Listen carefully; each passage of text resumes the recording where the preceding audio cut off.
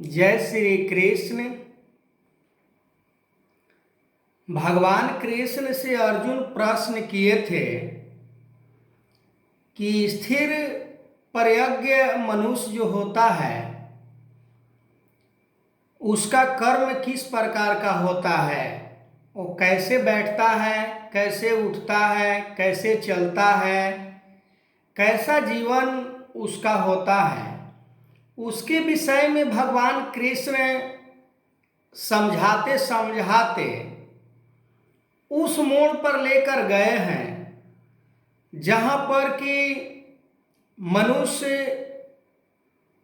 इन सभी चीजों को त्याग कर देता है तो स्थिर प्रज्ञ वो बन जाता है। वास्तव में इसमें सबसे बड़ा रोल रहा है, सबसे बड़ा जो गलत रहा है वो है लोभ।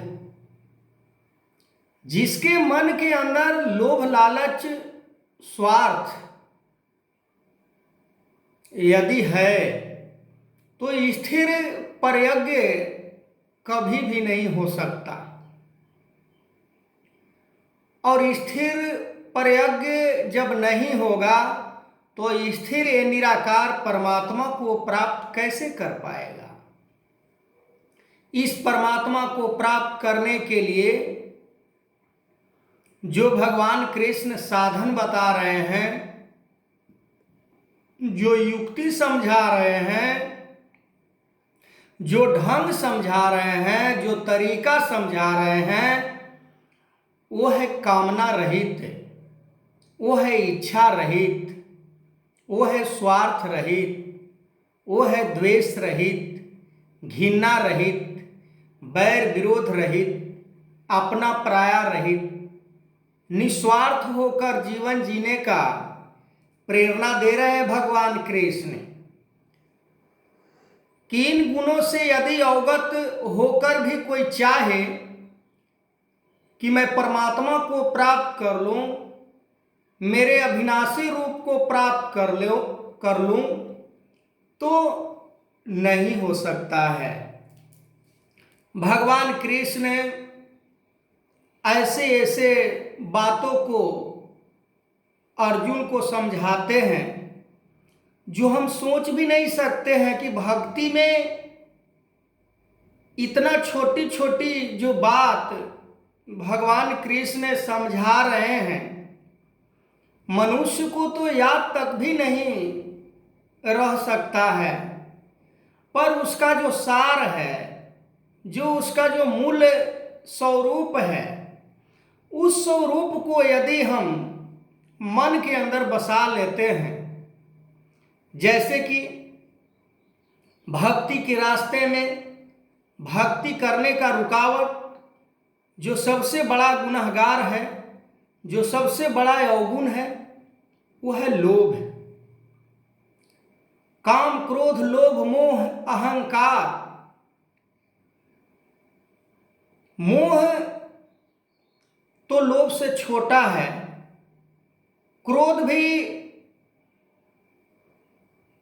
लोभ से छोटा है, अहंकार भी लोभ से छोटा है।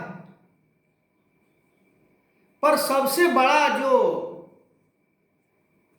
गुनाह बताए हैं भगवान कृष्ण, वो लोभ को बताए हैं कि हे इंसान, हे प्राणी, हे अर्जुन, जिस प्राणी के मन से लोभ समाप्त हो जाता है वो स्थिर प्रज्ञ कहलाता है, वो मुझ अविनाशी को प्राप्त हो जाता है। उसके मन में कभी किसी प्रकार की इच्छा नहीं होती। वो जिस हाल में रहे पर मेरे अंदर ही वो स्थिर रहता है, वो हमसे कहीं दूर नहीं होता। इस तरह की अवस्था को प्राप्त करने के लिए समय के सतगुरु इस बात को आज बड़े सरल तरीका से समझाने का प्रयास कर रहे हैं, पर हम विस्तार से समझना नहीं चाह रहे हैं। सतगुरु ने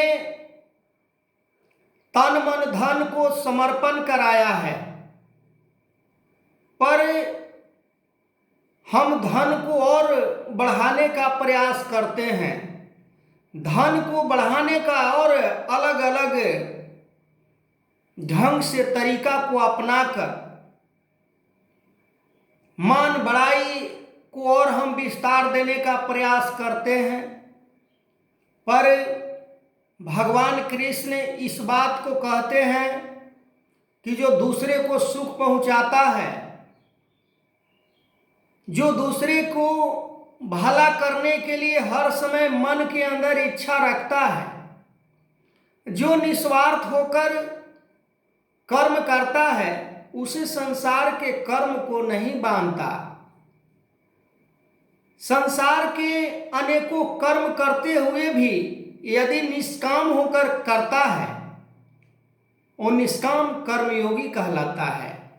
अर्जुन, तुम जिसके बारे में बात किए थे उसका यही आंसर है, यही उत्तर है। जो प्राणी स्थिरता को प्राप्त हो जाता है, मुझ स्थिरता निरंकार स्वरूप को प्राप्त हो जाता है, उसके मन में किसी प्रकार के भय, संताप, दुख, सुख, कामना, इच्छा, तृष्णा कभी भी नहीं होता। आज परमात्मा को प्राप्त करने का, परमात्मा को खुश करने का जो आज तरीका अपनाया जा रहा है, वो परमात्मा के लिए तो कभी भी सुखदायी नहीं हो सकता, पर अपने लिए भी कभी सुखदायी नहीं हो सकता।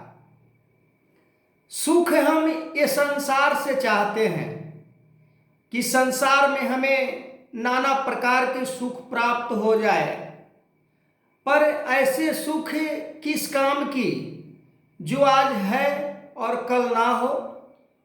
हम क्यों नहीं उन शाश्वत सुख को प्राप्त कर लेते हैं जो सबसे श्रेष्ठ सुख का रूप में बताया गया है कि परमात्मा को प्राप्त कर लेना ही वास्तव में सबसे बड़ा सुख की प्राप्ति है। पर हम परमात्मा की प्राप्ति में सुख को महसूस नहीं करते हैं, क्योंकि हमें उसमें रस नहीं मिलता है। संसार के भोग पदार्थों में हम रस को पान करना चाहते हैं, हम रस को ढूंढते हैं, पर जो परमात्मा रूपी प्राप्ति में जो रस है वो दुनिया के किसी भी पदार्थ में नहीं है। तो आगे मैं इस वीडियो को कंटिन्यू करूंगा। तब तक के लिए जय श्री कृष्ण।